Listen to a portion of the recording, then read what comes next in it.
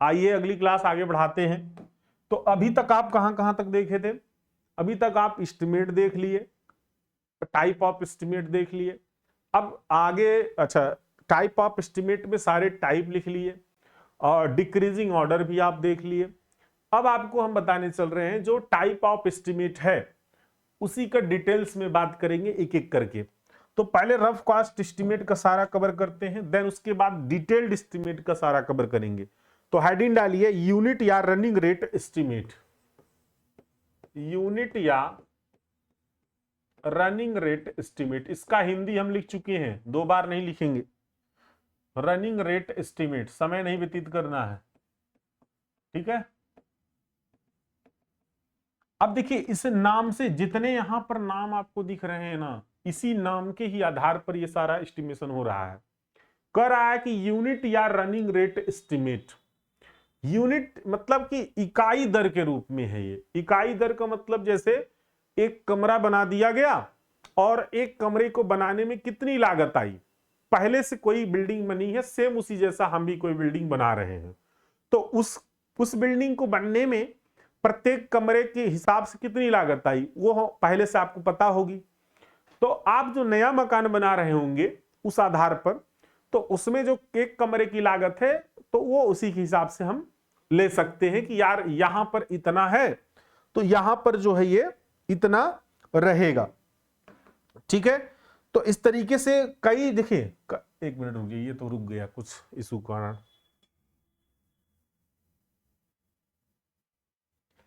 हाँ, तो एक मिनट, तो यहां पर जो है इस चीज को ध्यान रखिए। जैसे मान लीजिए ये तो बिल्डिंग का बता दिए, इसी प्रकार से रोड का हो सकता है। मान लीजिए रोड जो बनी है, अब जो पहले से रोड बनी होगी 5.5 मीटर चौड़ाई की, मान लीजिए रोड बनी है। अब कोई रोड पहले से बनी है, अब जो भी इंजीनियर बनाया था आप उसका क्या करिए, एक्चुअल जो कास्ट वाला है वो ले लीजिए।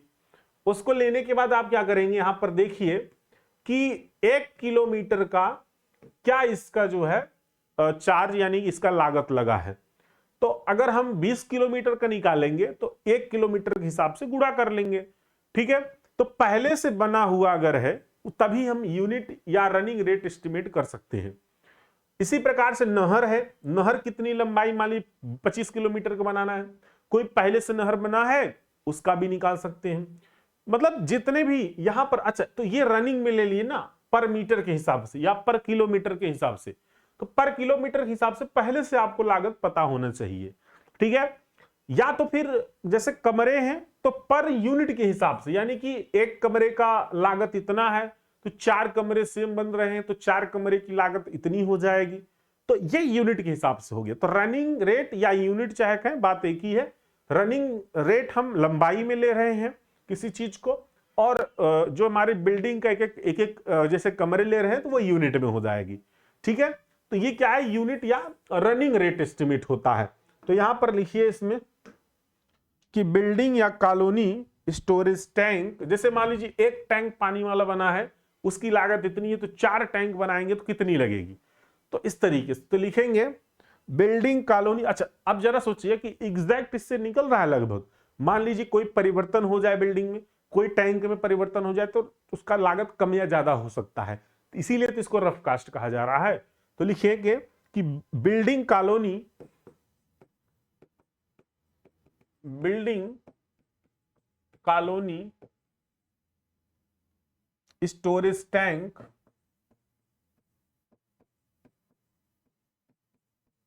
ठीक है, रेलवे लाइन,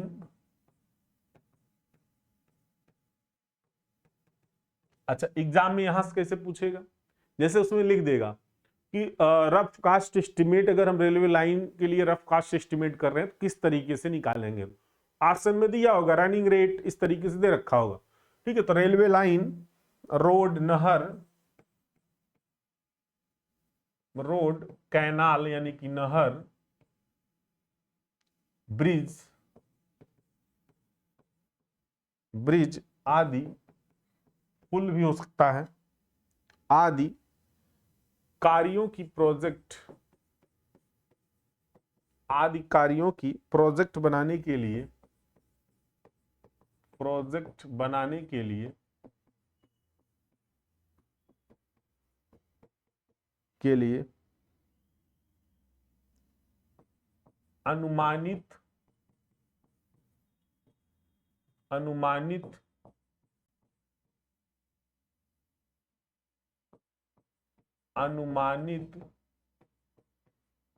लागत यानी कि फोरकास्टिंग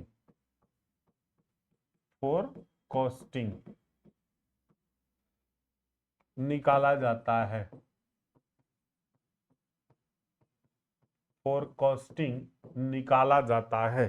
ठीक है, तो बिल्डिंग का, कॉलोनी का, इन सब का क्या करते हैं? फोरकास्टिंग करते हैं, पहले से अनुमानित लागत निकाल लेते हैं। तो लिखेंगे कि कैसे हम करेंगे। इसमें लिखेंगे इस एस्टिमेशन के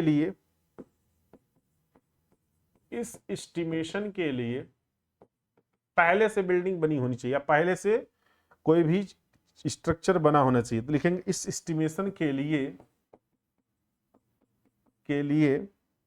उसी एरिया में, एरिया भी अदर नहीं होना चाहिए। एरिया अदर होने से, जैसे मान लीजिए उसी क्षेत्र में है, तब तो लागत लगभग हो सकती है सेम हो सकती, क्योंकि उसमें मटेरियल का लागत, लेबर की लागत, वो सब वही रहेगी जो अदर की लेंगे, क्योंकि उस क्षेत्र में लेबर उसी चार्ज पे मिलेंगे।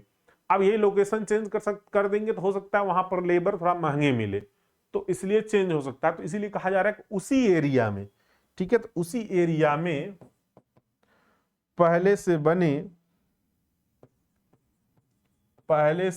बने समरूपी स्ट्रक्चर या सेम स्ट्रक्चर, समरूपी स्ट्रक्चर की यूनिट या रनिंग रेट। देखिए, यदि ये बिल्डिंग है, स्टोरेज टैंक है, तब तो यूनिट में रहेगा। कॉलोनी है, अगर रेलवे लाइन है, रोड है, कैनाल है, तब फिर रनिंग रेट में लेंगे, तो उसका रनिंग रेट अपनाई जाती है। ठीक है, जैसे एग्जाम्पल के तौर पर एक बता देते हैं, उदाहरण के तौर पर एग्जाम्पल, EX मतलब एग्जाम्पल। लिखेंगे बिल्डिंग की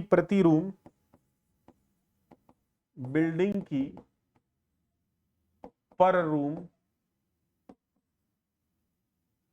या बिल्डिंग की प्रति रूम, लिखिए प्रति रूम रोड रेलवे लाइन, मान लीजिए इसको हम लेंथ में ले लें, रोड रेलवे लाइन आदि की प्रति किलोमीटर,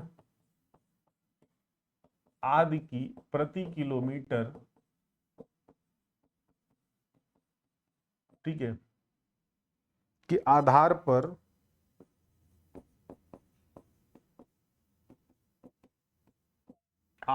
पर फोरकास्टिंग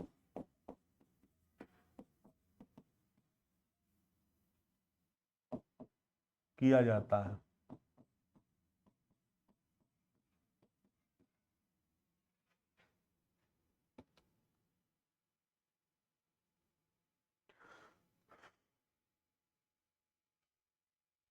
ठीक है,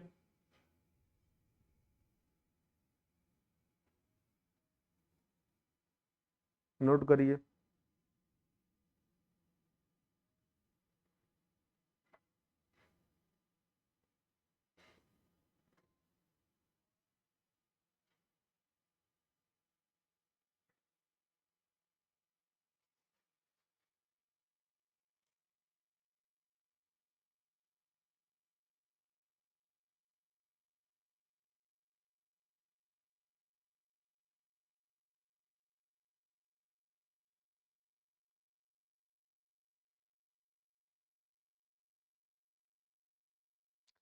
इसमें ज्यादातर महत्वपूर्ण आपका प्लिंथ एरिया वाला है, कभी कभी न्यूमेरिकल प्लिंथ एरिया से आ जाता है। तो अभी हम प्लिंथ, ये तो बस इतना ही पढ़े। प्लिंथ एरिया में हम आपको एक न्यूमेरिकल भी करवाएंगे, ठीक है, वो ज्यादा पूछता है। और कौन है भाई नया जो स्टूडेंट है? आज देखिए बहुत ज्यादा लोग लाइव हैं। हाँ, पेपर आ गए इसलिए। हाँ चलिए, अंकित बलिया वाले समझ में आ रहा है ना? बाकी तो लोग पुराने स्टूडेंट है। और कौन एक नया था? निधि चली गई क्या? निधि प्रजापति चली गई। चलिए कोई बात नहीं। बहुत लोग आज लाइव हैं। नेक्स्ट क्लास, ये नेक्स्ट टॉपिक चलिए इसी में लिखेंगे। दूसरा बी, प्लिंथ एरिया एस्टिमेट। अच्छा, प्लिंथ एरिया एस्टिमेट।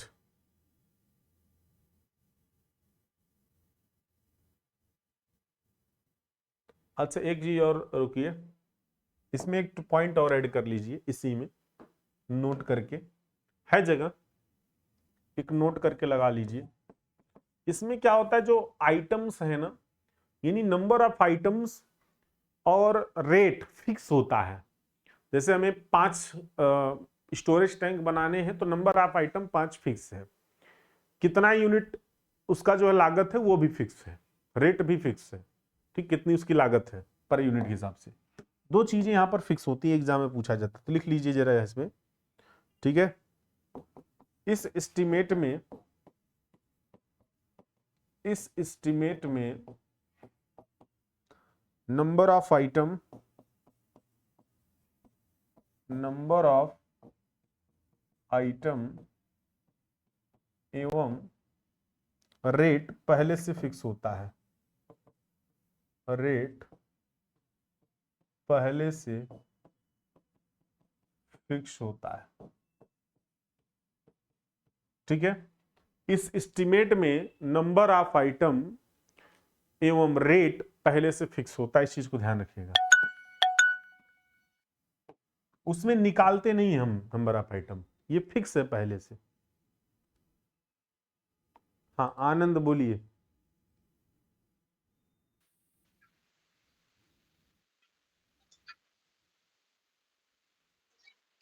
लग रहा है ऐसी 100 हो गया इनका।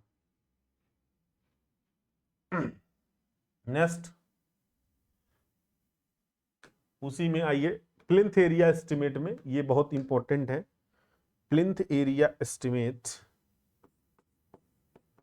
प्लिंथ एरिया एस्टिमेट, इसको हम एक चीज और बोलते हैं, स्क्वायर मीटर मेथड भी बोलते हैं। Square metre method, square metre इसलिए नहीं बोलते हैं क्योंकि इसमें हम प्लिंथ एरिया निकालते हैं और वो एरिया स्क्वायर में, मतलब कि जैसे मीटर स्क्वायर, तो इस हिसाब से पर मीटर स्क्वायर के हिसाब से निकलता है, तो इसलिए इसको स्क्वायर मीटर मेथड भी बोला जाता है। ठीक है, तो एरिया निकालेंगे और एरिया निकालकर उसके बाद फिर यहाँ पर जो है गुणा कर देते हैं रेट के हिसाब से। ठीक है, तो यहाँ पर जो है कैसे इसको करते हैं जरा देखिए। पहले तो हम बात समझते हैं कि प्लिंथ एरिया क्या चीज है। ठीक है, प्लिंथ एरिया क्या चीज है, पहले इस पर बात करते हैं। लिखेंगे यहां पर, लिखिए कि एस्टिमेट, यह एस्टिमेट सबसे ज्यादा रफ में यही यूज होता है, रफ वाले में सबसे ज्यादा यही। पहले लिख लीजिए, यह एस्टिमेट, यह एस्टिमेट बिल्डिंग आदि के लिए, अभी आपको प्लिंथ एरिया नहीं पता होगा, अभी हम बताएंगे, अगर होगा भी तो जानकारी रखे रहिए, हम दोबारा बता देते हैं। यह एस्टिमेट बिल्डिंग, बिल्डिंग आदि के लिए,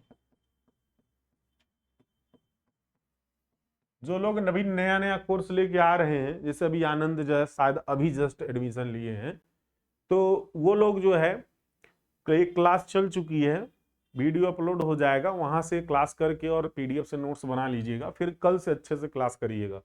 या एस्टिमेट बिल्डिंग आदि के लिए अधिक अपनाया जाता है, अधिक अपनाया जाता है।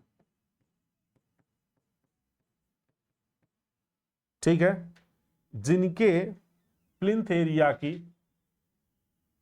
कैलकुलेशन की जाती है, जिनके प्लिंथ एरिया की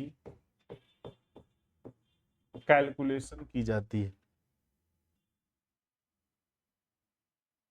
की कैलकुलेशन की जाती है।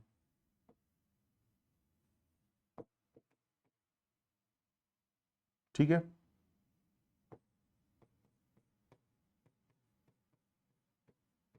देखिए कहेंगे सर ये कैसे पता चलता है। देखिए एक्चुअली क्या है ना कि जैसे क्या होता है कि जो हमारा ये प्लिंथ एरिया एस्टिमेट है कैसे इससे निकालेंगे, जरा सोचिए। इसमें कोई भी बिल्डिंग जो रहती है, कोई भी बिल्डिंग जब भी आप देखेंगे बनती है तो इस प्रकार से इसका एक प्लान होता है। ध्यान समझिए जरा मेरे, अभी अभी आप इसको मत लिखिएगा, इतना लिख लीजिए बस, ये चीज अभी मत करिएगा, अभी जब हम अलग से बनाएंगे दोबारा तब। अभी मैं रफली बता रहा हूं, समझिए सिर्फ।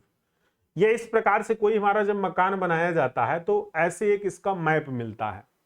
मान लीजिए एक कमरा बन रहा है, इसकी ये दीवाल हो गई, क्या हो गई ये दीवाल हो गई, ठीक। और दीवाल के अंदर कमरा है, रूम है। तो यहां पर क्या होता है कि जब भी आप, अगर हम इसका एक कोई क्रॉस सेक्शन ऐसे ले लें, अगर सपोज दैट, तो क्रॉस सेक्शन अगर लेते हैं दीवाल का तो इस तरीके से दीवाल आएगी और यहां से इस तरीके से प्लिंथ रहेगा और यहां से खस के कटेंगे ऐसे, और खस के कटते हुए इस प्रकार से ऐसे नीचे फाउंडेशन बन जाता है। तो जो हमारी ये दीवाल होती है, ठीक है, यहीं पर क्या है ये this is a plinth label. क्या है ये? Plinth label. तो ये जो प्लिंथ लेबल होता है जिस पर दीवार रहता है, इस यहां तक का पूरा, ये पूरा, तो ये पूरे एरिया को यहां पर क्या करते हैं, ऐसे निकाल लेते हैं। कैसे एरिया निकालेंगे? ये हमारी लेंथ हो गई, लेंथ मीन्स लंबाई, और ये हमारी चौड़ाई हो गई, this is breadth, BREADTH, breadth. Plan में ब्रेथ बोलते हैं, ब्रेथ यानी चौड़ाई। तो लंबाई और चौड़ाई का गुणा करके इसका एरिया निकालते हैं। और ये जो एरिया होता है, ये एरिया पूरे क्या है, पूरे के पूरे ये प्लिंथ पर ही है, और ये प्लिंथ लेवल पर होता है, यानी प्लिंथ लेवल पर जो पूरा का पूरा एरिया है। अब कहेंगे सर कि ऐसा भी तो हो सकता है कि इसमें छज्जा निकला हो, तो क्या हम छज्जे को कंसीडर करेंगे? भाई वो छज्जा निकला तो उसको कंसीडर नहीं करेंगे, जितने में पूरा का पूरा मकान बना हो, अंदर सीढ़ी है, अंदर कोर्टयार्ड है, आंगन है, वो सब इसी में आ जाएगा प्लिंथ एरिया में। ठीक है, प्लिंथ एरिया मतलब प्लिंथ लेवल पर पूरा का पूरा घर का एरिया, बात समझ रहे हैं? उसमें दीवाल, कमरा सब लेके आ जाएगा।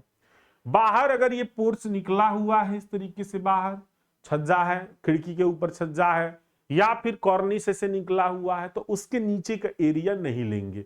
सिर्फ जो यहां पर पूरी बिल्डिंग बनी है दीवार सहित, कमरा सहित, ये पूरा एरिया ही क्या कहलाता है? प्लिंथ एरिया कहलाता है। ठीक है, तो प्लिंथ एरिया जब आपको पता चल जाएगा, एरिया आपको पता चल गया, और ये पहले से डिसाइड होता है कि पर यूनिट एरिया के हिसाब से क्या रेट है इसका। जैसे 1 मीटर स्क्वायर प्लिंथ एरिया का क्या रेट है, तो उसी हिसाब से जितना एरिया आया रहेगा रेट किससे गुणा कर देंगे, तो टोटल हमारा क्या हो जाएगा, लागत निकल के आ जाएगा। तो ये क्या है? प्लिंथ एरिया एस्टिमेट है। तो आपके एग्जाम में कैसे क्वेश्चन आएगा? आपके एग्जाम में जैसे एग्जाम में लिखा रहेगा वहां पर कि एक कमरे की लंबाई इतनी है, चौड़ाई इतनी है, ठीक है, और इसका जो है प्लिंथ रेट इतना दे रखा है, 2000 रुपए पर मीटर स्क्वायर, इसका प्लिंथ रेट दे रखा है, प्लिंथ रेट। और आपसे कमरे की लंबाई चौड़ाई दे दिया और पूछ लेगा कि इसका जो है टोटल लागत बताइए। तो आप क्या करेंगे? जो कमरे की लंबाई चौड़ाई होगी उसका गुणा करेंगे और प्लिंथ एरिया रेट में गुणा करके निकाल लेंगे। आई बात समझ में? तो यही क्वेश्चन बहुत पूछता है एग्जाम में। क्लियर? हाँ, पोर्च वगैरह, वो सर पोर्च वगैरह हम बता रहे हैं क्या क्या चीज लेते हैं, क्या क्या नहीं लेते हैं, तो इसमें साथ में लिख सकते हैं। आइए थोड़ा सा भी लिखवाएंगे, समझाएंगे, अभी हम प्लिंथ एरिया के बारे में भी बताएंगे। ठीक है, उसके बाद न्यूमेरिकल करवाएंगे। तो पहले यहां पर लिख लीजिए जरा सा, पहले यहां पर लिख लीजिए जरा सा, लिख लीजिए कि इसमें प्लिंथ लेवल पर, इसमें प्लिंथ लेवल पर प्लिंथ लेवल पर उपलब्ध लेंथ उपलब्ध लेंथ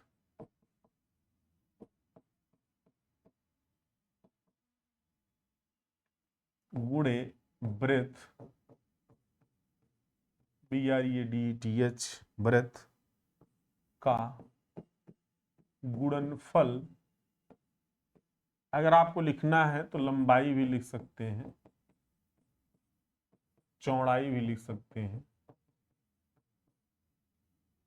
गुणनफल लिया जाता है। ठीक है।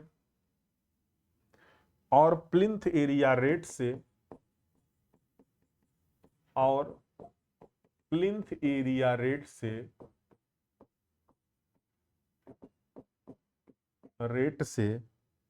गुणा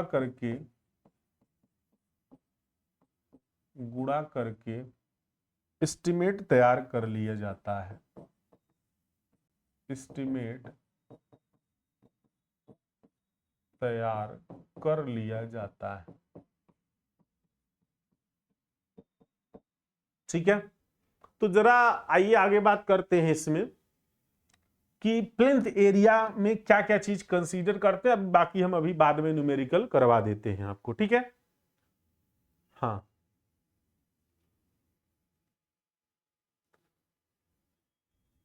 हाँ, कौन सा आएगा हम बता रहे हैं। पोर्च एक चीज आता है। अभी प्लिंथ एरिया के बारे में समझा देते हैं, बाकी फिर इसका कैलकुलेशन अलग से करवाते हैं। तो लिखेंगे, इसमें लिखिए कि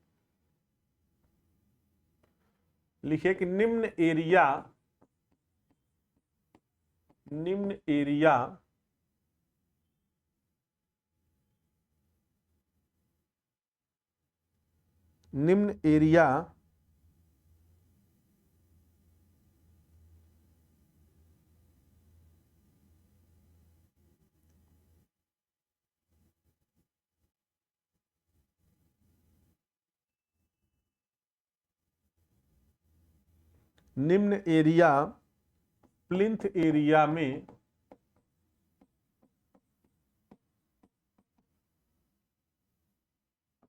कंसीडर करते हैं। कौन कौन से करेंगे? निम्न एरिया प्लिंथ एरिया में कंसीडर करते हैं। पहला लिखेंगे, पहला जो वाल होता है, वाल का सतह निचला वाला जो प्लिंथ पर होता है, तथा प्लिंथ ऑफसेट सहित, यानी कि जो खसका छूटता है वो भी लेंगे। सभी फ्लोर एरिया, जैसे इस तरीके से देख रहे हैं, ये दीवाल होती है, ऐसे जाती है दीवाल, ध्यान सुनिए, और उसके बाद यहां पर खसका छूटने लगता है, छोड़ देते हैं ना ये खसका, फिर ये नीचे जाते हैं। तो ये वाला भी इसमें कंसीडर होता है, ये वाला समझ रहे पूरा, यानी दीवाल के नीचे वाला तो रहेगा ही पार्ट, ये जो बगल में खसका छूट रहा है इसको भी कंसीडर किया जाता है। ध्यान रखिएगा, प्लिंथ ऑफसेट मींस खसका, ऑफसेट मींस खसका, जो खसका छूट रहा है प्लिंथ पर उसको भी कंसीडर किया जाता है। This is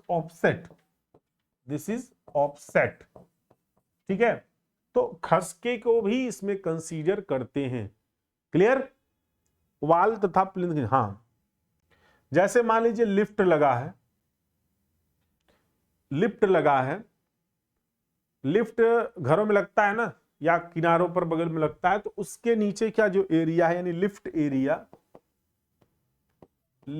area up to 22 metre square, अगर 2 मीटर स्क्वायर तक है तो कंसीडर होगा, 2 मीटर स्क्वायर से अगर अधिक है तो नहीं कंसीडर करेंगे। ठीक है। लिफ्ट अगर वहां पर लगा है, जैसे कभी कभी क्या होता है कि घरों में आप देखे होंगे हाई राइज बिल्डिंगें जितनी होती हैं, आप कभी सोचे हैं कितनी हाई राइज बिल्डिंग बनाते हैं और पास उसमें कई फ्लैट एक साथ होते हैं, तो कैसे उसमें वेंटिलेशन होता होगा, हवा कैसे आर पार होती होगी। ठीक है। तो उसके लिए ना सॉफ्ट बनाते हैं। सॉफ्ट मतलब ऐसे खोखली जगह होती है, छोड़ देते हैं बीच में। जैसे हमारे इसी बिल्डिंग में 2 फ्लैट हैं, ठीक है, और इसी में 2 सिलेंडर यानी कि सॉफ्ट हैं, यानी कि एक तरह से उसमें इस तरीके से खोखला जगह रहता है और उन सबकी खिड़कियां वगैरह उसी में खुलती हैं, ठीक है। तो वो जो सॉफ्ट है, अगर वो सॉफ्ट घर में बना हुआ है तो क्या उसका एरिया कंसीडर करेंगे?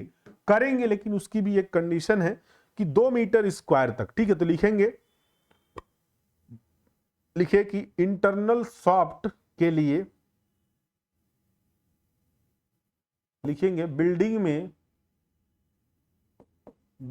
में वेंटिलेशन के लिए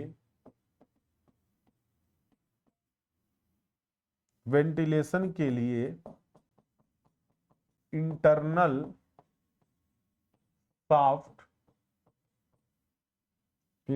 सॉफ्ट का एरिया 2 मीटर स्क्वायर तक। कितना लेंगे?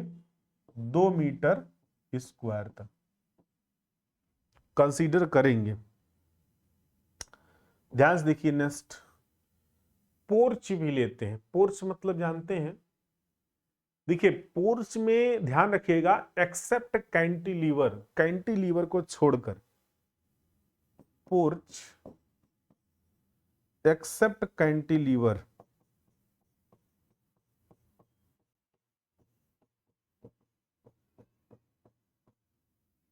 कभी कभी लोग कैंटिलीवर बीम डाल के पोर्च काफी आगे तक निकालते हैं, तो उसको नहीं कंसीडर करेंगे। जो थोड़ा बहुत घर के आगे ऐसे निकला रहता है, मकान के आगे, उसको सिर्फ कंसीडर करेंगे, पोर्च को, यानी छज्जे को। पूरा नहीं, अगर कैंटिलीवर उसमें लगा है बीम, तब नहीं, तब वो क्या होगा, बाहर में चला जाएगा, क्योंकि फिर वो आगे बहुत ज्यादा निकला होगा, ठीक है।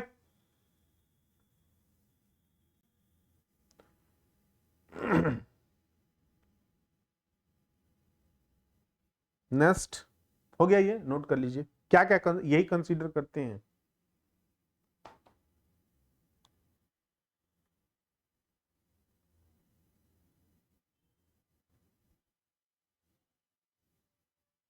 हो गया, इतना चीज कंसीडर किया जाता है।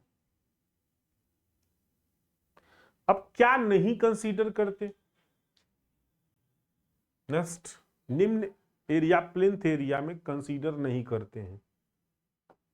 क्या कंसीडर नहीं करते, ये भी जरूरी है ना। निम्न एरिया प्लिंथ एरिया में कंसीडर नहीं करते।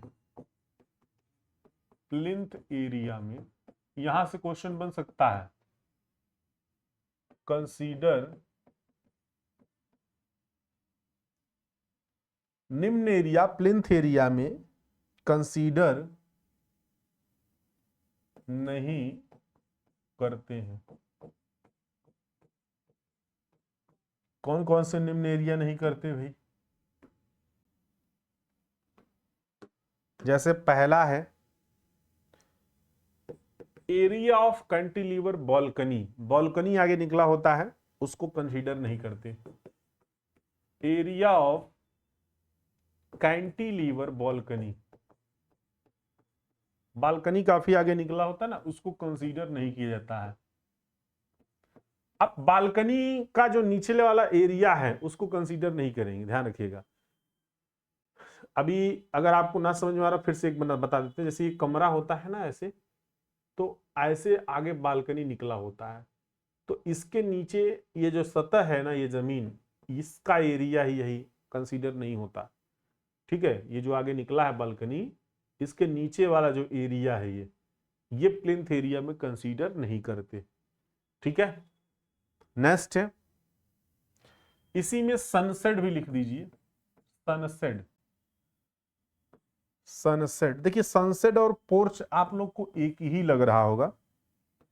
सनसेट और पोर्च, पोर्च क्या होता है, आपके मकान के सिर्फ फ्रंट पर निकला होता है, आगे ऐसे बस जो फ्रंट होता है ना, एलिवेशन, उसी पर सिर्फ निकलता है पोर्च। और जो सनशेड होता है ये जैसे हमारा रोशनदान है उसमें आगे छज्जा निकला हुआ है सनसेड, खिड़की है उसमें निकला हुआ तो वो सनसेड होता है। ठीक है, आगे लिखेंगे कोर्टयार्ड, इसमें कोर्टयार्ड भी आ जाएगा, कोर्टयार्ड का एरिया। कोर्टयार्ड मतलब आंगन, कोर्टयार्ड मींस आंगन, आंगन भी इसमें कंसीडर नहीं करते हैं। कैंटिलीवर पोर्च नहीं करते हैं, कैंटिलीवर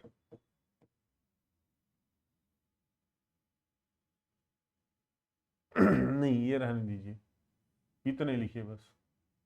ठीक है, नेक्स्ट दूसरा, ये सब कंसीडर नहीं करते हैं प्लिंथ एरिया में।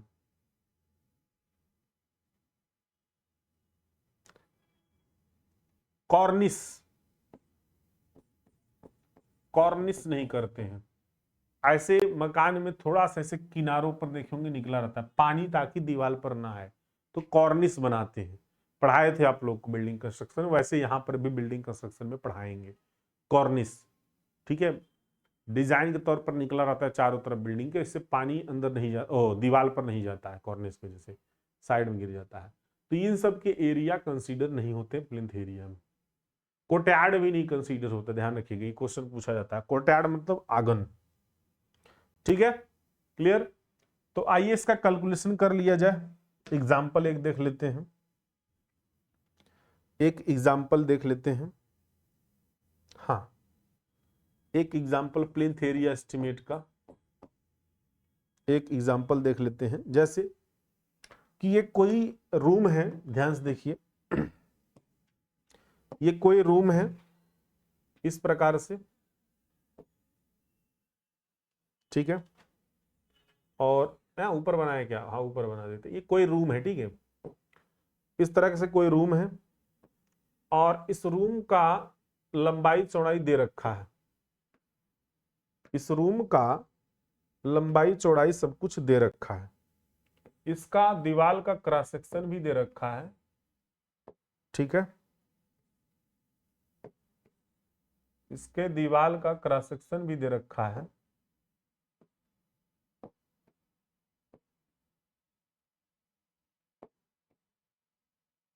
देखिए, बनाइए आप लोग भी।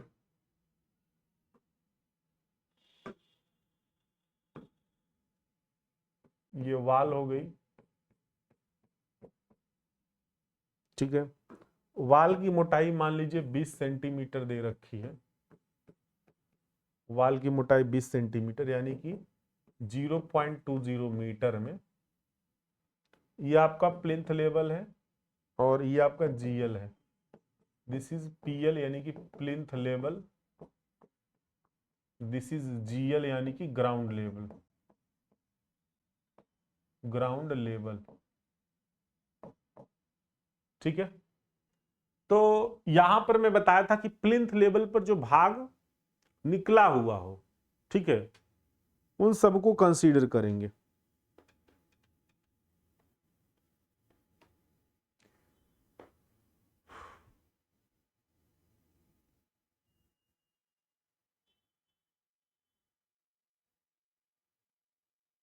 जो पोर्च में कॉलम लगा दिया जाता है उसको कंसीडर करते हैं, हाँ करेंगे।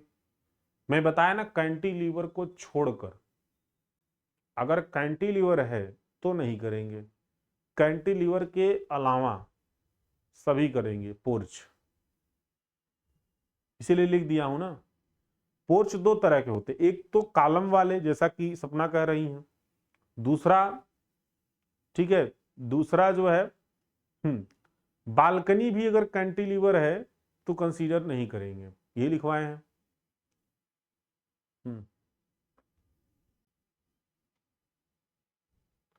भाई बालकनी कंसीडर करते हैं, क्या वहां पर लिखवाया है, area of cantilever balcony.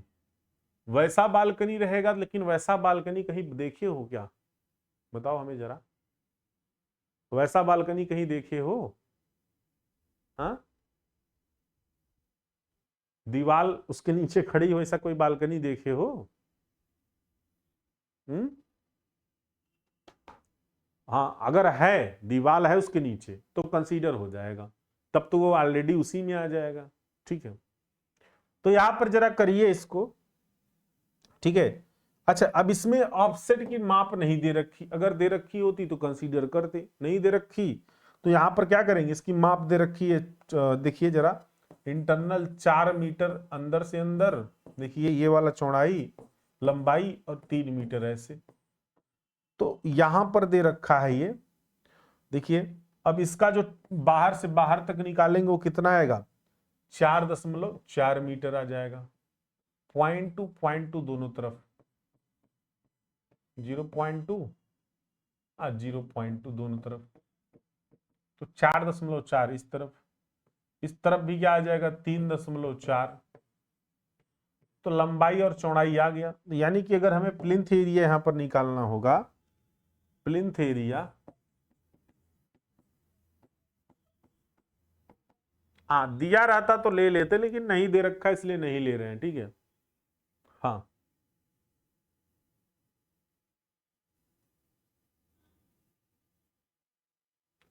Sandeep जैनी sir बता रहे थे कंसीडर होता है तो किस कंडीशन में होता है, ये नहीं बताए थे क्या? बालकनी 2 तरह की बनती है, अब बना के दिखाएं, देखो जरा, आधी जानकारी लिए रहते हो और उसी में उड़ते रहते हो आप लोग, यही नहीं समझ में आता। ये इस तरीके से मकान बन गया सपोज दैट, और सपोज दैट यहां पर ये बालकनी इस तरीके से यहां पर बना। ठीक है, ऐसे बालकनी यहां पर बना ऐसे, ठीक, ये बालकनी बन गई। क्लियर? बालकनी 2 तरह से निकलती है, एक बालकनी तो ऐसे कैंटिलीवर वाला हो, कैंटिलीवर दीवार वाला। ठीक है, तो यहां पर मैं लिखवाया कि एरिया ऑफ कैंटिलीवर बालकनी, ये कंसीडर नहीं करेंगे।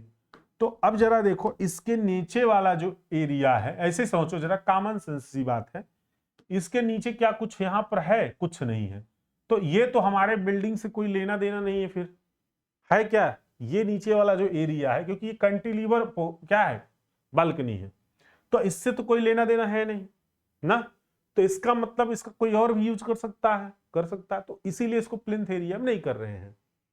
यदि मान लीजिए सपोज दैट कि इस तरीके से कोई मकान रहता और इसमें जो बालकनी बन रहा है ऐसे, ये बालकनी तो बना, तो बालकनी बनने का हो सकता है कि इसके नीचे इसी में कोई ऐसे क्या हो, कोई कॉलम रहा हो, ऐसा भी होता है, या 2 साइड से कॉलम होते हैं कभी कभी, ऐसे एक कॉलम एक बगल में कॉलम। ठीक है, तो ऐसे सिचुएशन में जो ये बालकनी रहती है, फिर ये वाला कंसीडर हो जाएगा। बात समझ रहे हैं? ये वाला फिर कंसीडर हो जाएगा किसमें, प्लिंथ एरिया में। ये वाला नहीं कंसीडर होगा क्योंकि ये कैंटिलीवर है। कैंटिलीवर देखिए ऐसी कॉमन सेंस सी बात है कि जो नीचे वाली एरिया है, नीचे वाला एरिया में कुछ नहीं होना चाहिए, खाली, अगर कुछ है तो समझिए को प्लिंथ एरिया में आ जाएगा। बात समझ रहे हैं? यहां पे हो सकता है कि दूसरे का कुछ हो, जमीन हो, अब आप ऊपर लटका दिए तो वो अपना यूज करेगा, कोई प्रॉब्लम नहीं।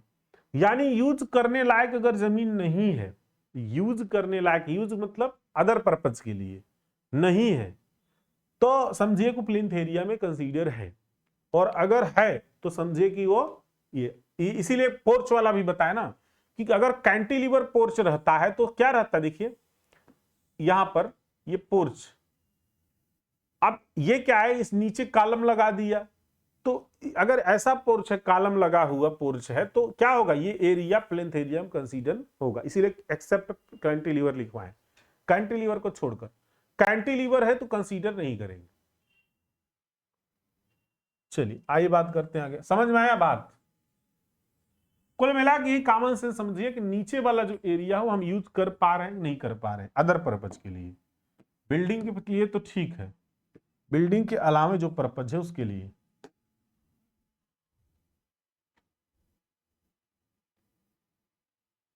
हाँ, अरे अगर कैंटिलीवर रहा तो कंसीडर होगा, फिर वही चीज,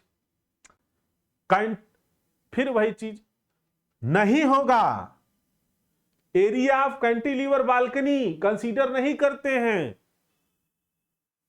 करा करते हैं, पता भी रहे 3 बार तब नहीं समझ पा रहे हैं।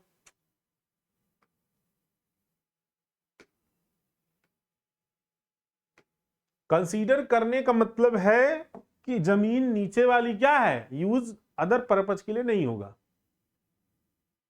अदर पर्पज मतलब बिल्डिंग के अलावा, अगर वहां कुर्सी लगा के बैठ रहे हो रोज डेली बिल्डिंग के पार्ट समझ रहे हो, तब वो क्या होगा, प्लिंथ एरिया में कंसीडर होगा। नहीं यूज कर रहा, दूसरा कोई वहां पर खेती कर रहा है नीचे, तो उससे क्या मतलब है, तो फिर वो प्लिंथ एरिया में नहीं कंसीडर होगा। लिखेंगे इसमें plinth area is equal to length into breadth. तो लेंथ इसकी क्या हो जाएगी भाई 4.4, ब्रेथ कितनी 3.4, और इसको जो है निकालेंगे तो क्या आएगा करिए 14.96 मीटर क्यूब। ये मीटर में है, ये भी मीटर में है, तो ये मीटर क्यूब स्क्वायर आ जाएगा।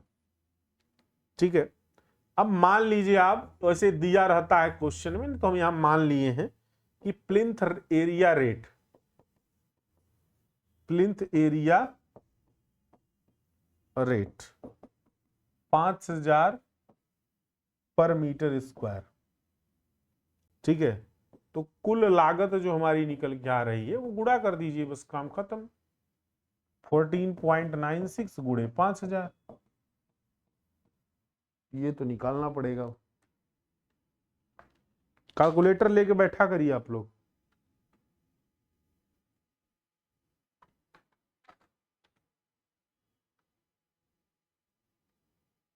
हम पढ़े इसलिए याद है।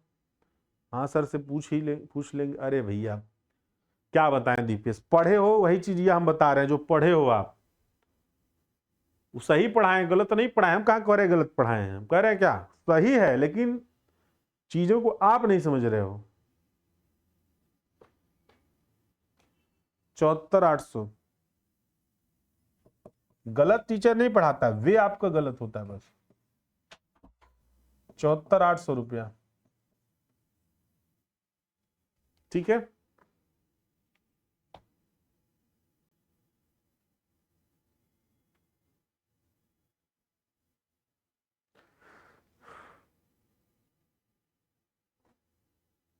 हमारे में चेंज आ रहा है का,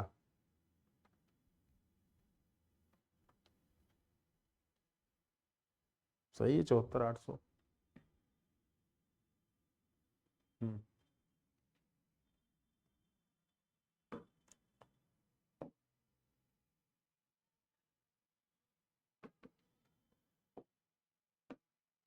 नोट कर लीजिए इसको।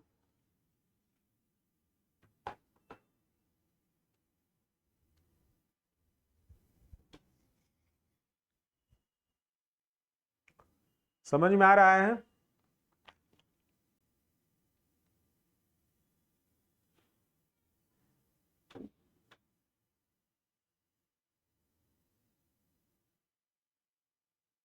नेक्स्ट देखेंगे क्यूबिकल रेट एस्टिमेट। नेक्स्ट है cubical rate estimate. Cubical rate estimate, C number, cubical rate estimate.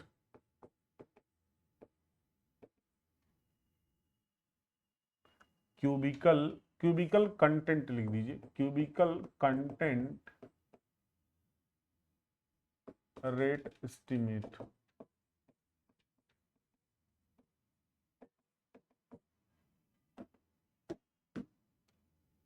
Cubical content rate estimate. देखिए जैसे आप लोग अभी तक प्लिंथ एरिया पढ़ रहे थे, सेम वही ये भी है, कोई अंतर नहीं है। सिर्फ अंतर क्या है कि अभी तक वहां पर हम सिर्फ एरिया ले रहे थे, यहां पर हम क्या लेंगे, पूरा एक तरह से ऊंचाई का भी गुणा करके यहां पर घनाकार पूरा ले लेंगे, यानी क्यूब के रूप में ले लेंगे।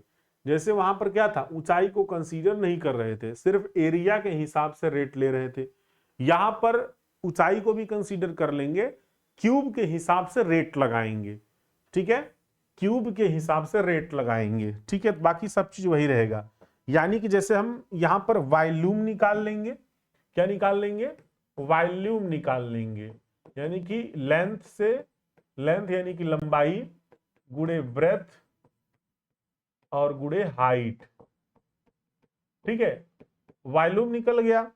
अब यहां पर जो है क्यूबिकल रेट कोई ले लीजिए, क्यूबिकल रेट ले लीजिए। क्यूबिकल रेट मान लीजिए कुछ भी हो सकता है, क्यूबिकल रेट पर मीटर क्यूब के हिसाब से रहेगा। ठीक है, जो भी रेट आएगा। अब इससे क्या करिए, गुणा कर दीजिए, तो टोटल यहां पर क्या हो जाएगा, टोटल कास्ट निकल के आ जाएगा। बात समझ रहे हैं? बस वहां एरिया था और एरिया का रेट से गुणा कर रहे थे। यहां पर क्या है, यहां पर क्या है, आयतन है, और आयतन है तो यहां पर आयतन के हिसाब से रेट मिलेगा आपको, उसको पुट करना है। ठीक है, तो लिखिए यहां पर कि यह एस्टिमेशन बिल्डिंग के, यह एस्टिमेशन बिल्डिंग के इंटरनल पार्ट के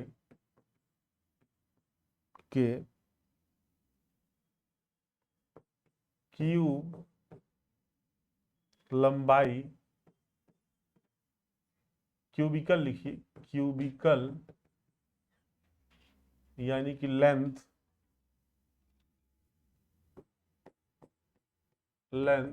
ब्रेथ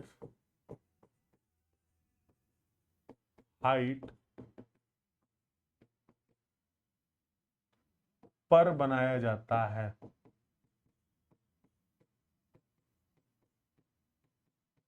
ठीक है, नेक्स्ट लिखेंगे, बिल्डिंग के क्यूब को, बिल्डिंग के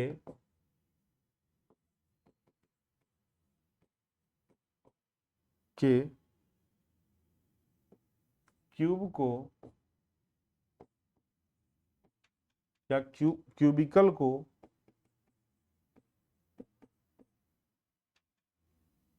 क्यूबिकल रेट से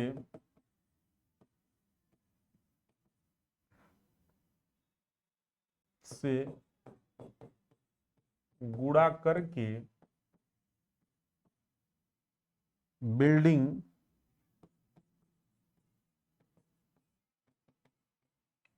की संभावित लागत ज्ञात कर ली जाती है, ज्ञात कर ली जाती है। ठीक है, अब इसकी इन दोनों में परिशुद्धता की अगर बात करते हैं तो ज्यादा परिशुद्ध दोनों में कौन होता है, तो क्यूबिकल रेट एस्टिमेट अधिक परिशुद्ध होगा। Rate estimate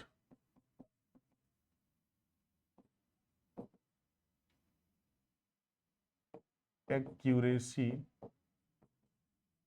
is greater than plinth area rate estimate.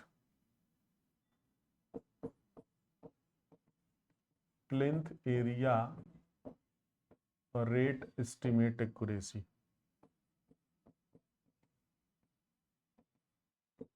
Accuracy की अगर बात करते हैं तो क्यूबिकल वाला ज्यादा एक्यूरेसी होती है प्लिंथ से।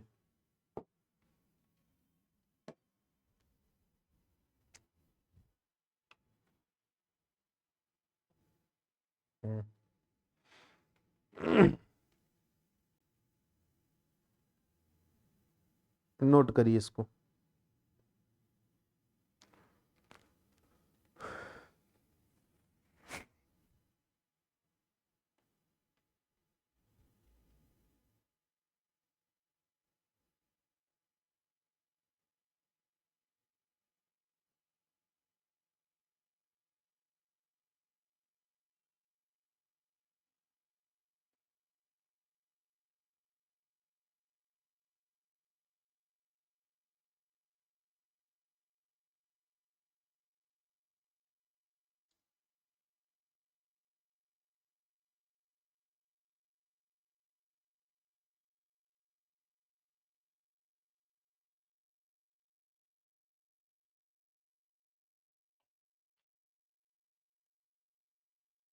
चलिए ठीक है, तो यहीं तक अब आज क्लास रखेंगे आप लोग की, क्योंकि आज पहली क्लास थी ये वाली। कल से इस क्लास को और बढ़ा लिया जाएगा। जो लोग अगर नोट्स नहीं नोट कर पाए होंगे, नोट बना लीजिए, अच्छे से कवर अप कर लीजिए, एक बार इसका रिवीजन भी कर लीजिए। कोई एमसीक्यू कैसे बुक लेना हो तो ले लीजिए, एमसीक्यू से सॉल्व कर सकते हैं, कुछ एमसीक्यू सॉल्व हो भी जाएंगे।